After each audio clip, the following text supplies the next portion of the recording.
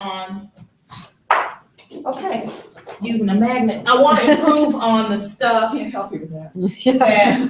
I don't think our board is made. It is Is it not. Well, it's odd. Most whiteboards are. Wow. I am gonna get you It's some. okay, here we go. Some tape. Yeah, I'm gonna use a whole lot of Go to town. Teach for America tape. That's fine. We can afford that. All I don't right. know how much else, but we can afford that tape. So based on the feedback that I've gotten, I wanted to improve, or hopefully improve, on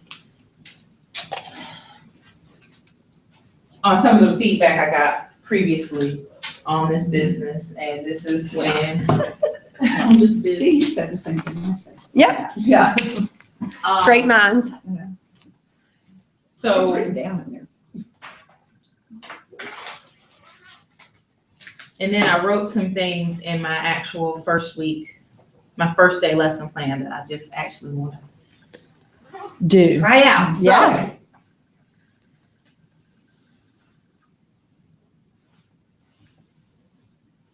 am I being recorded right now? Yep. Super.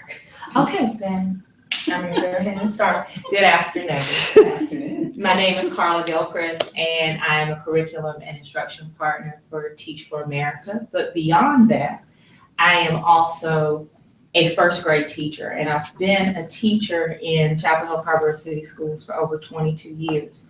Most of those years I've taught fourth grade, sometimes fourth and fifth grade.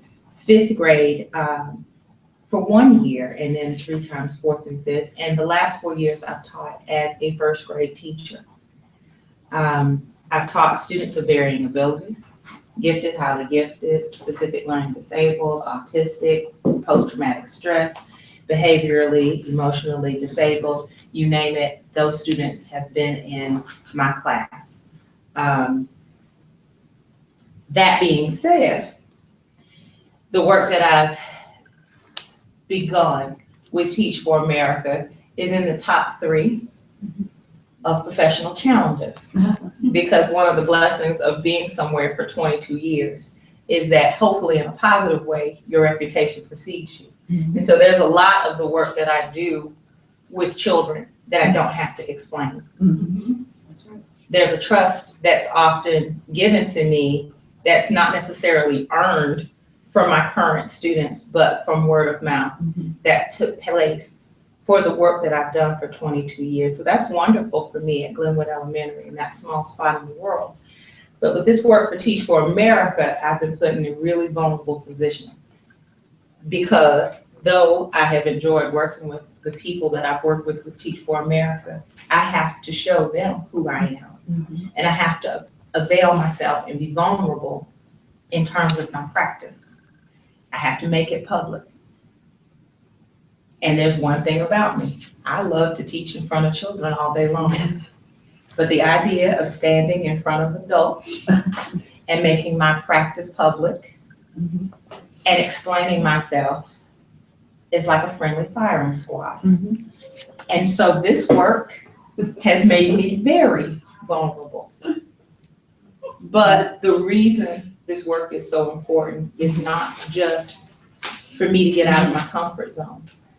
There is the vision for Teach for America, and that has its place. And there is the residency that you are embarking on now. But the benefactors of the work that we're doing are the children you're going to work with in August. And so it is worth it for me to stand in front of adults and make my practice public and be critiqued and have to sit in that reflection over and over and over again and rethink why I wrote what I said core members ought to do and revise it and edit it. And so in that spirit of vulnerability, got a little icebreaker. But before we get to that icebreaker, I want to show you this graphic that I made up and probably will make another one before the actual real residency. And so the core practice, my hope for today and this week, today and the rest of the week, is to orient the students to the content and to orient students to one another. This week, you are my students. We are in quad 1. introduction and learning of a whole practice. Toward the end of this week, we will begin to get into preparing to exact a whole practice. This is the why we're here. The middle is sort of the what are we doing? And so we're about to engage in our talk moves, turn and talk. We may get into repeat and rephrase, and we have a text-based protocol that we're going to use. And so that leads us to our instructional activity, which is text talks, which are also called interactive read-alouds, just depending on what university is getting credit. So let's get to our icebreaker. Okay. In the spirit of vulnerability, I would like for you to turn and talk with your partner about what are you most anxious about when you think about your work for Teach for America. When you turn and talk, I would like, Nancy, I'd like you to be partner A. Okay. Sam, I'd like for you to be partner B. Okay. I would like for you, obviously, to start first and give yourself probably 15 to 20 seconds. And then when you're done, Sam, you will share. Okay. All right, so are we ready? You'll turn and talk. And the question is, what are you most anxious about when you think about your work for Teach for America? Begin. I already know. You already know? Can she do that? Yeah, Because she already absolutely. I'm still thinking, you're probably relying on I'm most anxious about letting kids stay. me. Because they are what is at stake if we don't get this right. And sorry, I'm That's okay. concerned. It makes me have anxiety because we don't have to face them every day, but they do, core members do. And if we don't set them up for success, we're actually failing more kids than we're actually reaching. Right. And that makes me very anxious. I think mine is related to that, because I'm anxious in that. Because my area is so huge and I have less time to get that information to the core members, there's no way it's impossible. So I kind of have to figure out, well, what is possible? And kind of love the other stuff. Yeah. I just say, okay, we're gonna be really good at these speed things. Yes. They can get graded in. And know where to, they keep it great, probably. But, I mean, really, honestly, And in 5 years, you really can't. 7, Yeah. 6, Okay. 5, Oh, Four. Yes. 3, 2, 1. Typically, when I do a countdown is when, as a teacher, I'll notice that the conversation is winding down. Sometimes I'll notice that some of my students are going in and they're having a ball, and it's just to gently remind them, one, sort of wrap up what you're saying, make sure that the other person had a chance to speak. Now, for that particular icebreaker, I am not going to ask people to share their thoughts, one, because I heard them, but in a broader context, because of the nature of the question, Right. I would not ask for people to share that. That's asking a little bit much, but this is an icebreaker that I am going to ask you to share so that you're already prepared. Okay. What is a place, and it can be general or specific, that brings you calm? It's your woosah place. You can go to it in your head, but it's something about that place that brings about a sense of calm. So Sam started first. No, I don't have an answer. I do have an answer for this. Well, for me, and I'll share.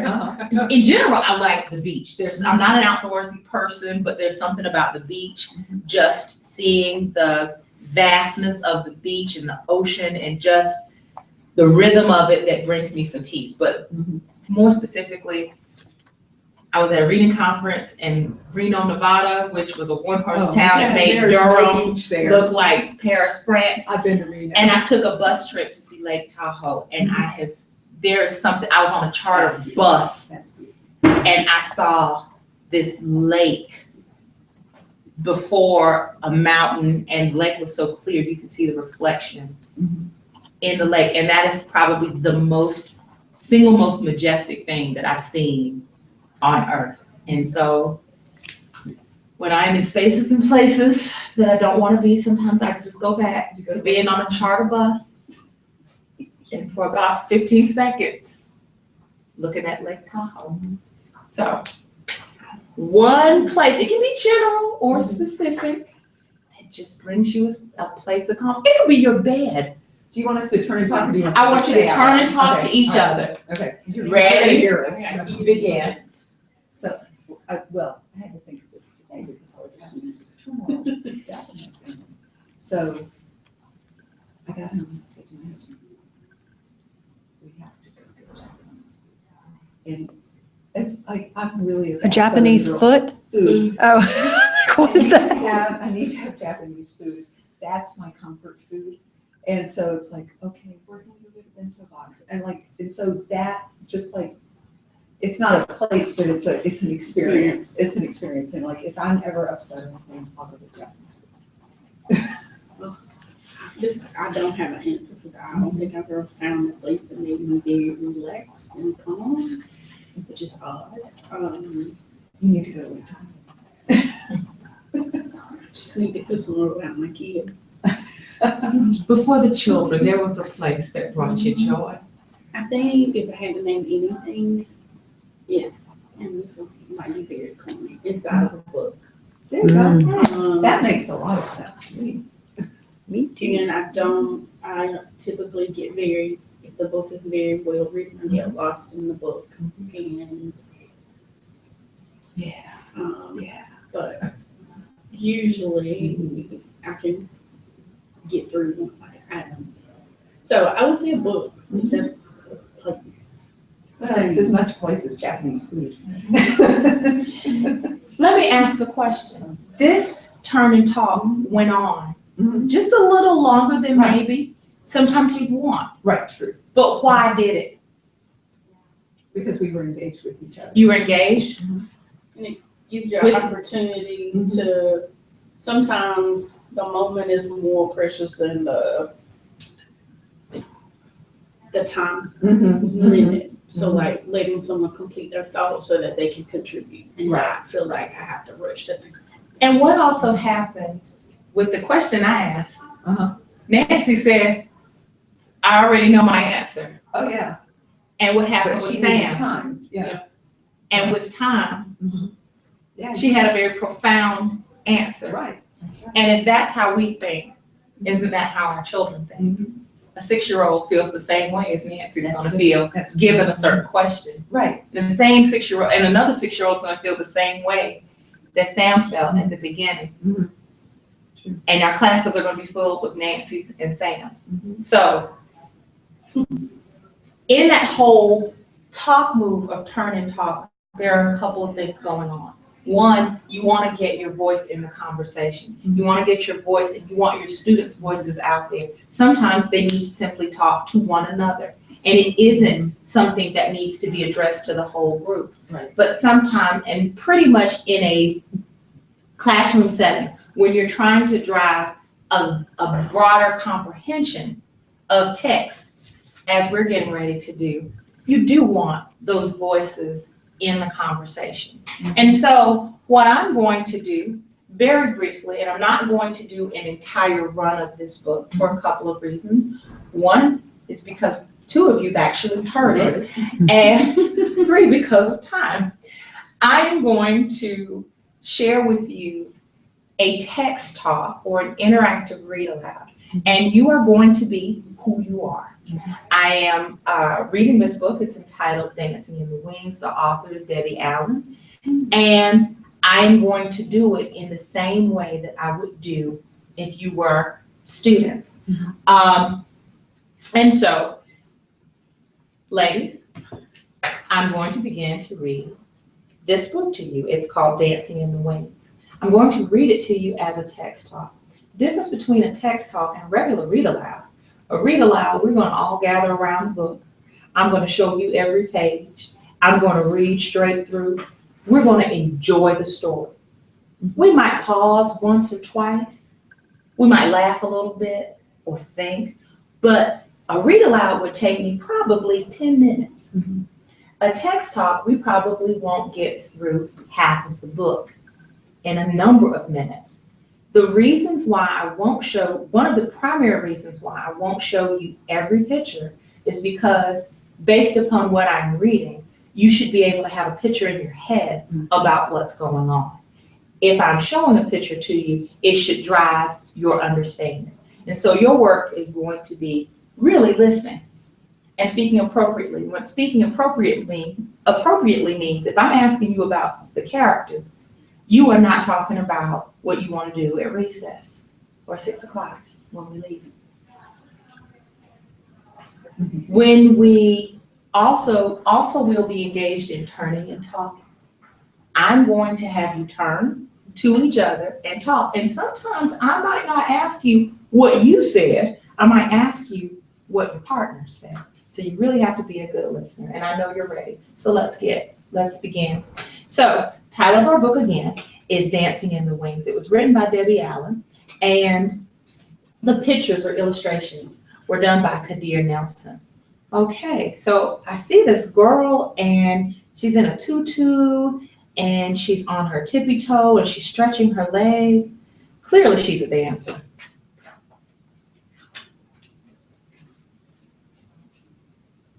Ever since I was born and could see, everywhere I looked, I saw dance. In the clouds as the wind blew them across the sky, in the ripples on a pond, even in the sea of ants marching up and down their heels. Dance was all around me. Dance was me. What does our main character mean when she says dance was me? Let me reread it. Ever since I was born and could see, everywhere I looked, I saw dance. In the clouds as the wind blew them across the sky, in the ripples on a pond, even in the sea of ants marching up and down their heels. Dance was all around me. Dance was me. What are we thinking? Do you want to say? This is not a turn and talk. Okay. I think when she said everywhere she looked, she saw dance. Is that what she said? That's what she said. Then if she looked at herself, then she was dance too. Okay. You know. Would anyone like to add to that? I think it shows how much she really loves it. If you agree with Katie Gray, do you want to do this? All right.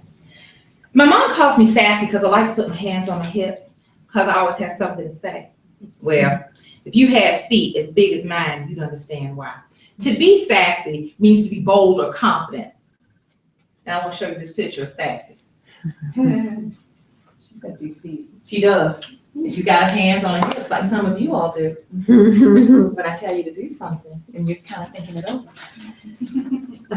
You should join the swimming team since you got those long toes and don't need any fins, my older brother Hugh teased. I shot right back. At least I don't have that big forehead looking like a street lamp. Mama said, stop all that bad talk. You act so ugly sometimes, Huey. Your big head is a sign of intelligence. And Sassy, your big feet will make your legs look longer and prettier in your ballet shoes. I want you to see this picture.